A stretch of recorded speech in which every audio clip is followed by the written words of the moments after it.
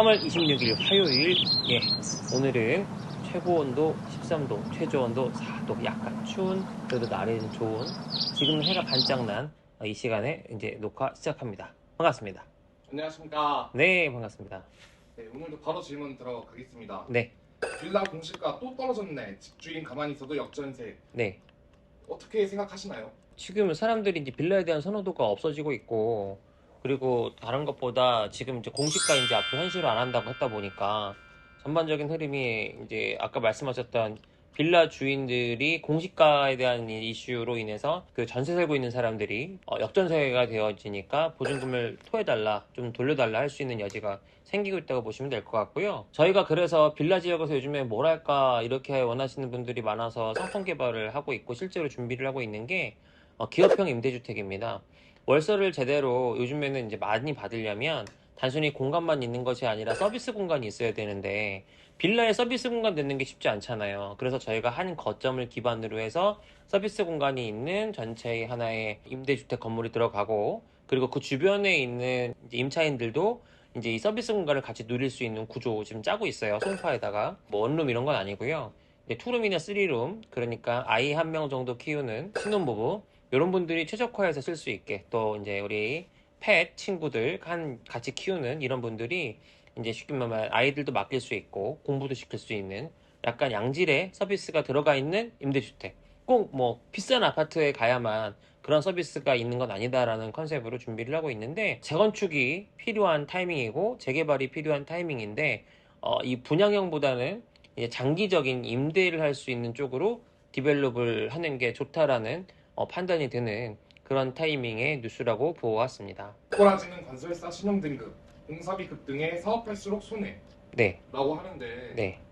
이게 어떻게 된 현상일까요? 금리가 높고 이제 시중의 전체적인 환경들이 안 좋고 또 전국도 어수선하고 하다 보니까 리스크가 큰 거죠. 물론 하이 리스크 하이 리턴이 있고 리스크 테이킹을 해야 돈을 버는 건 맞긴 하지만 바짝 엎드려 있는 게 지금은 좋겠다라는 판단들을 하고 있는 걸로 보여지고요. 신용등급이 계속 이제 안 좋아지고 있는 거는 공사비가 급등하고 거기에 대한 책임이나 책준이나 책임준공 같은 그런 걸 이행하겠다고 한 약속들이 어그러지는 상황들이 발생을 하고, 발주처에서도 돈을 더 이 사람들이 공사비를 요구하는 거에 대해서 융통이 돼야 되는데 그게 좀 어려워진 환경이 되다 보니까 서로 어려워지고 있는 환경이다, 이렇게 보시면 될 것 같습니다. 대출 막히자 건설사업 중단 속출, 개인 투자자 피해도 일파만파. 이거 지금 조금 좀 애매한 부분인데, 결국에는 지금 악성 미분양만 문제가 되는 게 아니라 부동산 PF 부실이 나니까 그 건설사랑 저축은행뿐만 아니라 부동산 개발 사업에 뛰어든 소액 투자자들이 이제 좀 어려워졌다. 전 재산을 투자한 개인들은 집까지 경매에 넘어갈 처지다. 이러면서 지금 막 좀 자산 운용사의 코리빙 공유주택 개발 사업에 이제 투자한 사람들이 뭐 어려워졌다, 뭐 이런 얘기들을 하고 있어요.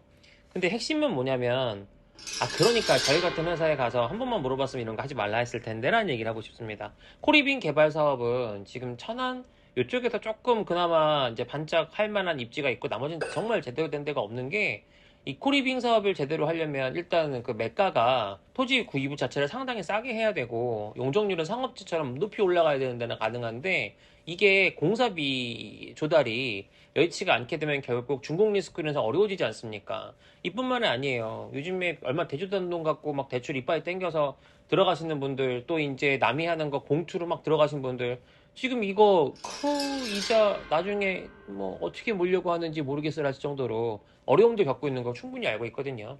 결론은 지금 있는 상황과 여건 안에서 여러분들이 무엇을 생각하셔야 되느냐? 바로 리스크. 지금 단계에서는 사실 투자금 회수가 금방 되기 어려울 거고요. 그리고 투자금이라고 하는 건 내가 여유가 있는 돈으로 투자를 하는 거지. 이런 분들 이제 배팅하듯이 막 이빠이 땡겨가지고 영끌해가지고 내가 한다. 그게 될 때는 언제? 이제 금리가 낮을 때죠. 그럼 기다려야죠. 근데 예를 들어서 금리가 높아진 상황이 왔다고 꼬꾸라질 것 같으면 그 사람은 투자했으면 안 되는 거죠. 왜냐면 사업을 하다는 게 이렇게 파도를 칠 텐데, 그러니까 여기에서 나는 어떡하냐? 그럼 뭐 투자가 본인의 선택인데 어떡합니까? 더 알아보지 않고, 더 전문가의 일 찾아보지 않고, 본인이 그냥 감으로 때려가지고 투자를 하니까 이렇게 어려움을 겪죠. 결국은 시장이 어려울 때 부자가 나옵니다.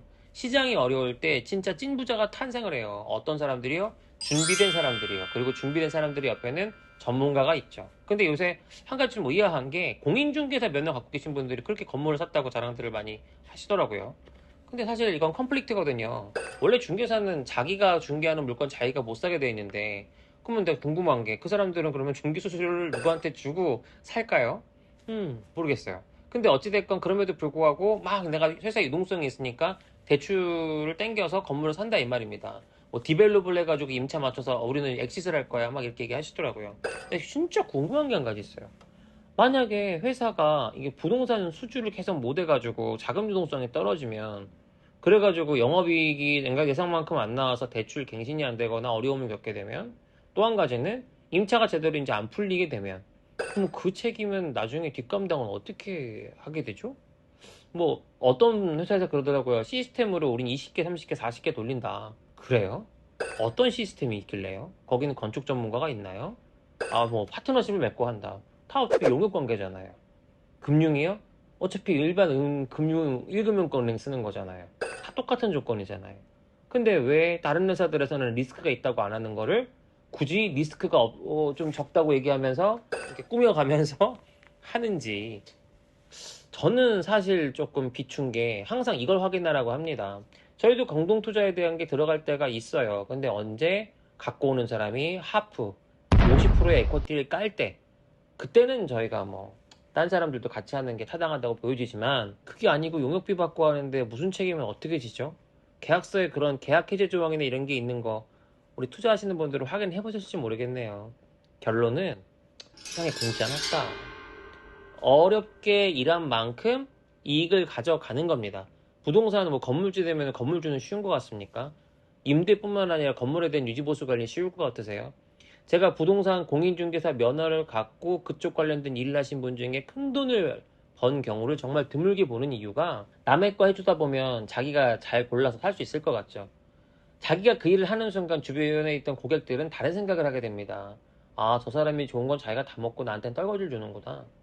양날이 있다는 거 잘 판단해 보시기 바랍니다. 공사 대금 못 받은 업체 23.1% 증가. 또 앞으로 더 심해질 거예요. 공사비를 못 받는다고 하는 건 결국 자금 조달이 안 되는 거거든요. 공사하다가 어려운 거고 자금 조달이 안 될 땐 저희 쪽으로 한번 연락 주시기 바랍니다. 그래도 저희는 기초 체력이 좀 있어서 저희가 도움 드릴 수 있는 건 도움 드리고, 지금 저희한테 왔던 현장 중에 하나도 그렇게 심폐소생해서 잘 굴러갈 수 있게 세팅해서 지금 방향 잡고 굴러가는 데들도 있고요. 근데 뭐 저희가 이게 뭐 제대로 잘나서 뭐 돈이 많아서가 아니라, 결국은 이렇게 어려움이 있는 구조에서는 준공 후 가치를 감안해서 이거를 이제 같이 이익을 누릴 수 있는 사람을 찾아야 돼요. 항상 저희가 그 과정에서의 에코티 투자나 이런 것들을 하실 분들을 연결해 드리는 게 아니라 직접 하는 일들도 하고 있습니다. 그러니까 그런 부분에서도 시공사에 돈을 못 주면 결국 부도나면 다 죽어요. 시공사는 어찌하든 돈을 어떻게든 조달해서 줘가지고 준공을 시켜야 됩니다. 뭐 잘했다 잘못했다 싸움은 결국은 준공을 이후에 해야겠죠. 그러니까 그 과정에서 자금 조달에 어려움을 겪게 되면 자금 조달 전문가들과 함께 상담해 보시기 바랍니다.